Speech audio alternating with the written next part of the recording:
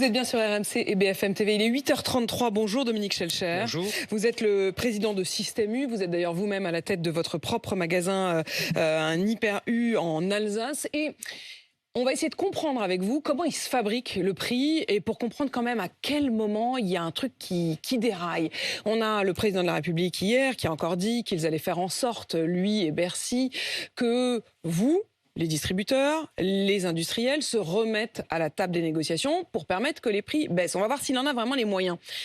Pour comprendre justement quels sont ces moyens de contrainte, je voudrais savoir où ça se passe. Quand on dit la table des négociations, d'abord physiquement c'est où? Est-ce que c'est en France? Est-ce que c'est à l'étranger? Est-ce que c'est la même table pour Coca, Mars ou pour Cochonou? C'est-à-dire pour des marques étrangères et pour des marques françaises. Ça marche comment? Ça marche dans nos bureaux, à notre siège par exemple de Système U à Rungis, pas loin d'Orly. On se rencontre, nos équipes d'acheteurs. Ça c'est une centrale d'achat. Hein. C'est nos centrales d'achat, voilà notre siège. Et en face, les industriels, le directeur commercial de l'industriel, son responsable de compte Système U par exemple. Et là, il y a une discussion.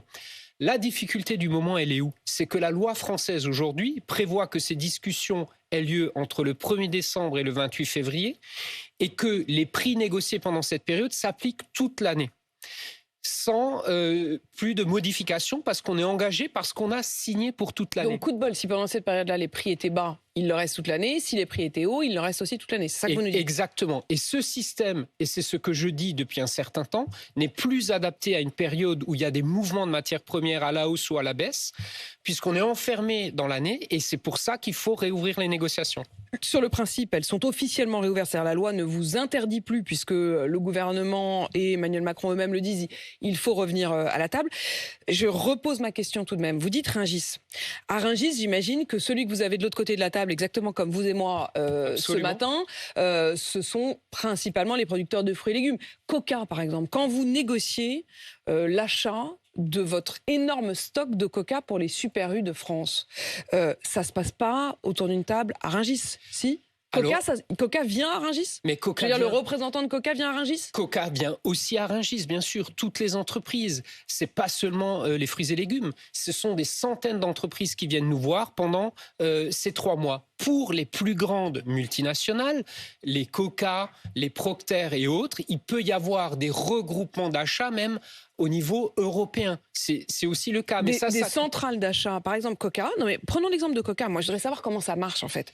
Je voudrais comprendre parce que j'ai l'impression que tout ça est très théorique. Je vous reçois vous, je reçois Michel-Édouard Leclerc, je reçois Bruno Le Maire.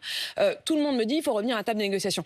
Mais encore une fois, je veux qu'on se projette, je veux qu'on comprenne. Est-ce que la table des négociations, elle n'est qu'en France et dans ce cas, on se dit que Bercy, en effet, peut-être a un peu les manettes, ou est-ce que quand ils disent Coca a augmenté ses prix, c'est déloyal, si vous les achetez à Bruxelles, Coca, Bruno Le Maire aura beau s'agiter, ça n'aura aucun impact. On les achète pas à Bruxelles, on les achète à Rungis, donc il faut se remettre autour de la table, il faut absolument Coca, vous l'achetez à Rungis, vous nous le dites ce matin. Coca, Mars, vous les achetez à Rungis. Il y a certains, il y en a 40 qu'on achète, qu'on essaye d'acheter ensemble au niveau européen. Quand vous dites ensemble, c'est avec qui? Avec Carrefour? Non, avec un partenaire. Nous, on a un partenaire allemand aux achats qui s'appelle Edeka, qui est le numéro 1 allemand de la grande distribution allemande. Et là, ces grandes marques-là, on les achète ensemble avec eux. Mais ces 40 entreprises, toutes les autres... pas n'importe quelles entreprises. J'imagine que ces 40-là, c'est en effet Coca et Mars. Mais c'est des très grandes. C'est celles qui tirent le plus les prix vers le haut.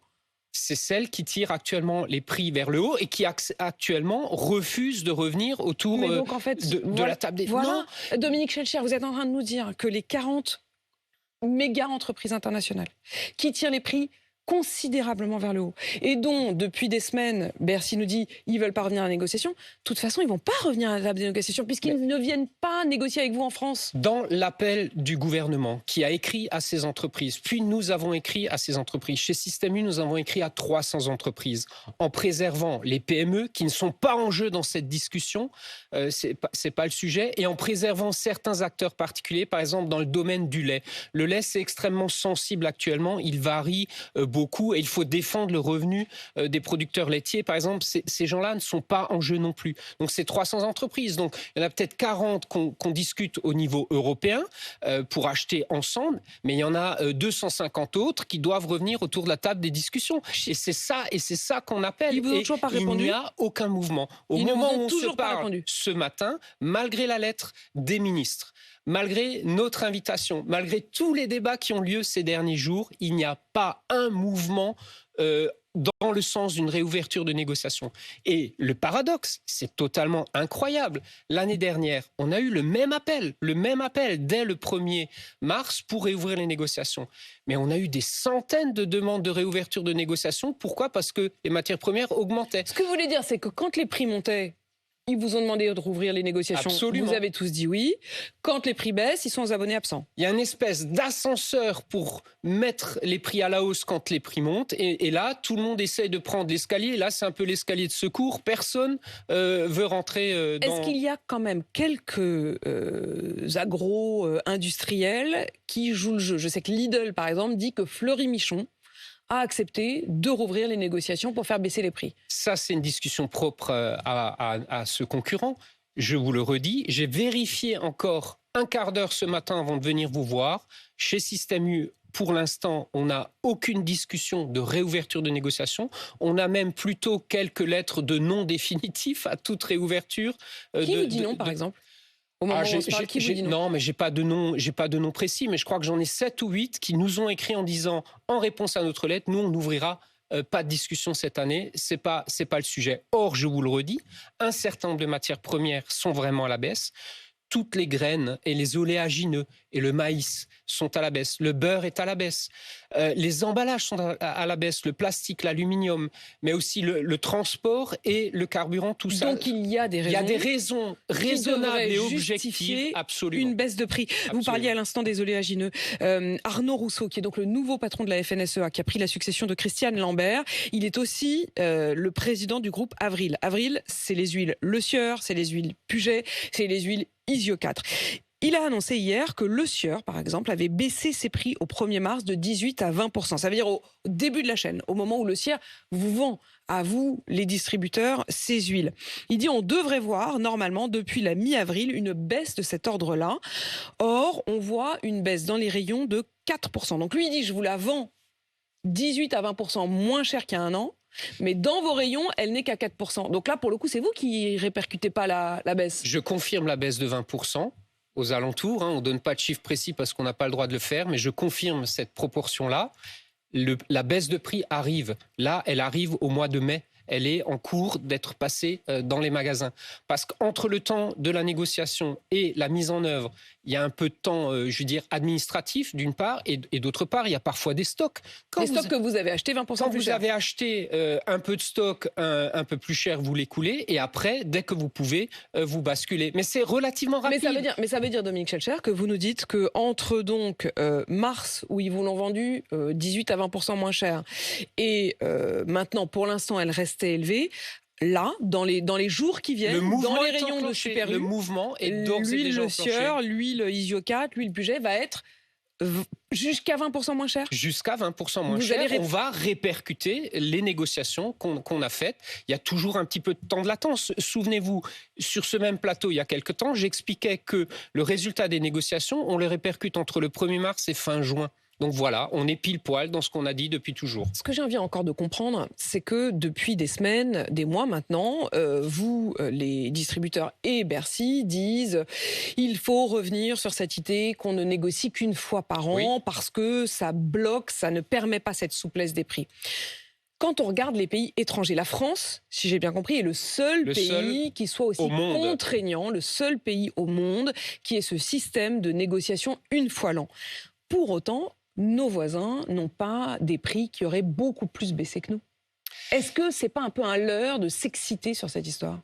Pas du tout. C'est une proposition que je formule depuis de longs mois pour, tenir compte de l'évolution des matières premières. C'est quand même une réalité. Et la preuve, c'est par exemple la discussion qu'on a toute l'année avec les fabricants de produits de marque distributeur, la marque U. Là, ça monte et ça baisse plus rapidement. Et ensuite, les mêmes qui se plaignent pendant les 3 mois auprès de la presse. Oh là là, c'est terrible d'aller voir les distributeurs, ils nous mettent de la pression, etc. Le but, c'est aussi de détendre cette période, d'avoir des relations plus sereines, plus équilibrées tout au long de l'année et pour être plus serein. Et les mêmes donc qui se plaignent pendant les 3 mois sont les mêmes qui refusent aujourd'hui de changer les règles du jeu, alors qu'on est, vous l'avez dit vous-même, les seuls en Europe à pratiquer de la sorte. C'est un système dépassé. On va revenir sur ce trimestre anti-inflation, sur le fameux panier, et puis essayer de comprendre qui dit vrai, qui dit faux. Mais encore sur les prix, les fruits et légumes, il y a des signaux très contradictoires parce qu'on nous dit que les produits français résistent à l'inflation, mais qu'en même temps, il y a de la sécheresse, notamment en Espagne, qui pourrait avoir un impact sur les prix. On en est où sur les produits frais ? J'ai fait le point avant de venir vous voir avec mes équipes de fruits et légumes qui sont plutôt confiants pour la saison. Pourquoi ? Parce qu'effectivement, il y a des zones avec de la sécheresse, mais il y a d'autres zones, et notamment en France, où il y a suffisamment de pluie et où la production est bonne. Donc, la production des uns va compenser peut-être le déficit de production des autres, et l'impact sur le prix va rester raisonnable cette année. Et je n'ai pas d'alerte non plus de pénurie massive à l'heure où on se parle. Donc, plutôt rassurant sur les fruits et légumes. Donc, on peut être rassurant sur les fruits et légumes. La volaille est un des points qui augmente le plus. Est-ce qu'on peut espérer que ça se stabilise, voire que ça baisse ? La volaille a été fortement impactée par l'épisode de grippe aviaire. D'ailleurs, il y a encore des phénomènes actuellement et c'est la raison principale de la difficulté. Quand vous êtes obligé d'abattre notamment des canards dans le sud-ouest, il va en manquer et donc là, ce sera plus difficile. Il y a une petite amélioration sur les œufs. Les œufs étaient montés très haut l'année dernière en termes de prix. Ils commencent sensiblement à rebaisser. Ça, c'est aussi une bonne nouvelle. À rebaisser ou simplement à stagner ?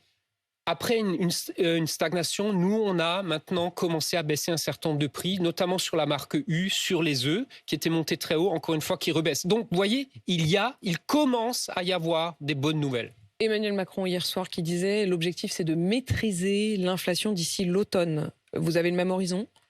J'ai le même horizon si on se remet autour de la table. Si on ne se remet pas autour de la table, on n'arrivera pas à sortir des contrats qu'on a signés actuellement. Il faut se remettre autour de la table pour impacter un certain nombre de prix. Donc je dis oui, si on arrive à se mettre autour de la table, et on compte sur les pouvoirs publics, et je crois qu'ils sont très déterminés, pour pousser à la réouverture. Ils sont déterminés, mais est-ce qu'il faut qu'ils aillent jusqu'à l'obligation ? C'est-à-dire, est-ce qu'il faut qu'ils aillent jusqu'à dire, pour l'instant, c'est je demande, j'incite, j'espère. Est-ce qu'il faut qu'ils aillent jusqu'à j'oblige ? Si ça ne bouge pas, à un moment, il faudra mettre un peu plus de pression. Et dans les paroles de Bruno Le Maire ou d'Olivia Grégoire la semaine dernière, on a senti beaucoup de détermination. Encore une fois, je rappelle qu'ils reçoivent ce matin, là, au moment mercredi. Oui, on est mardi, pardon. On est mardi, ce sera demain. Pardon, je ne sais plus quel jour on est. Demain matin, 8h45. Absolument. Donc à cette heure-ci demain, ils seront tous ensemble. Donc les industriels de l'agroalimentaire et les 2 ministres que vous venez de citer. Et exactement. Et les mêmes qui seront autour de la table demain, il y a 1 an exactement, me passaient tous les jours des coups de fil. Dominique Schelcher pour faire bouger les... C'est injuste en fait. Vous dites, est-ce que vous n'avez pas votre dire, on s'est fait un peu avoir quand même. Nous, on a été sympa, on a été bonne poire, on a rouvert les négos l'année dernière, ils n'ont pas fait. L'année dernière, on a absolument joué le jeu. Je pense qu'on était constructifs, volontaristes. Certains prix ont augmenté plusieurs fois et c'est la raison de l'inflation actuelle. Et cette année, c'est silence radio. Et je suis très frappé, si vous voulez, aujourd'hui, par l'unanimité de cette fermeture. Et j'espère qu'à la sortie de la réunion de demain, il y aura des signes d'ouverture d'un certain nombre d'industriels. Est-ce que vous iriez jusqu'à vous dire qu'ils se sont un petit peu accoquinés ? Je suis frappé par ce silence unanime et ce refus global. Alors qu'encore une fois, il y a des raisons objectives. Coca, tout ça, ils se parlent et ils se disent on n'y va pas. Ce que j'observe pour circuler au niveau européen... Vous n'osez pas aller jusque-là parce que j'imagine qu'il y a des raisons légales. C'est-à-dire que s'ils se sont mis d'accord, c'est carrément... interdit par la loi. Ce serait une forme de trust. Ça c'est totalement interdit. Ce que j'observe... Mais vous en doutez quand même. Ce que j'observe, c'est au niveau européen, quand je circule, que je discute avec mes confrères européens, que je vois régulièrement. Le phénomène est le même partout en Europe et j'ai même des échos aux États-Unis. Donc c'est quand même très surprenant. Et le sujet derrière tout ça, c'est quoi? C'est de penser au consommateur. Le consommateur, il a besoin d'aide maintenant. Moi, je suis sur le terrain toutes les semaines et je les entends, les clients. Et on ne peut pas les laisser dans les difficultés qu'ont certains. 43% des Français se restreignent sur l'alimentaire, c'est pas acceptable. Mais quand vous entendez hier que le groupe Mars se réjouit d'investir 160 millions d'euros en France, ce que vous vous dites pas, et j'ai posé la question très clairement à Bruno Le Maire hier qui dit non, ça n'a rien à voir. Mais enfin, évidemment, d'un côté, il y a le Bruno Le Maire qui dit merci pour les 160 millions, et de l'autre, il devrait y avoir le Bruno Le Maire qui leur tape sur les doigts en leur disant vous avez augmenté de 49% ce qu'on appelle la pet food, c'est-à-dire par exemple l'alimentaire pour les chiens et les chats. C'est une question d'équilibre, Apolline de Malherbe. Ce sont des entreprises extrêmement puissantes qui gagnent beaucoup d'argent. C'est pas eux qui sont les plus puissants? Est-ce que c'est pas eux qui guident? Est-ce que c'est Bercy vraiment qui décide? Elles sont extrêmement puissantes. Elles doivent trouver l'équilibre entre le juste investissement en France. Et tant mieux, et je me réjouis et bravo pour tout ce qui est fait, tous ces investissements. Et en même temps, à l'autre bout de la chaîne, le soutien, des consommateurs. On ne peut pas que tout faire pour ses actionnaires. Il faut penser aux gens à l'autre bout de la chaîne qui sont en vraie difficulté. Le trimestre anti-inflation. Alors du côté de Bercy, là encore, on se réjouit. On dit ça marche super bien, moins 13% sur le panier, alors que l'UFC Que Choisir dit pas du tout. On est au mieux à moins 0,5, moins 1, voire même dans vos magasins, par exemple, les magasins U, une augmentation de 1%. Alors écoutez, l'UFC Que Choisir cherche une mauvaise polémique avec cette histoire, a cherché lundi matin, à faire un buzz qui a été repris par tous les médias. Qu'en est-il? Moi, je regarde le communiqué de la DGCCRF, le service des fraudes, qui contrôle le panier anti-inflation. Et il dit quoi? Nous, on a mis tous les paniers au début de l'opération ou avant le début de l'opération, ils coûtaient tant.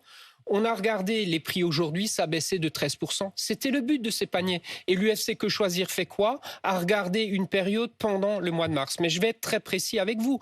Sur le panier U, 150 produits. On a été les premiers à faire cette opération. 70 produits n'ont pas bougé d'1 centime depuis le début de l'opération. Entre 10 et 20 produits ont baissé jusqu'à 9% depuis le début, parce qu'on répercute les baisses. Et les autres produits, une soixantaine de produits, ont légèrement augmenté, ce qui conduit au 1% que vous venez de citer. Mais pourquoi?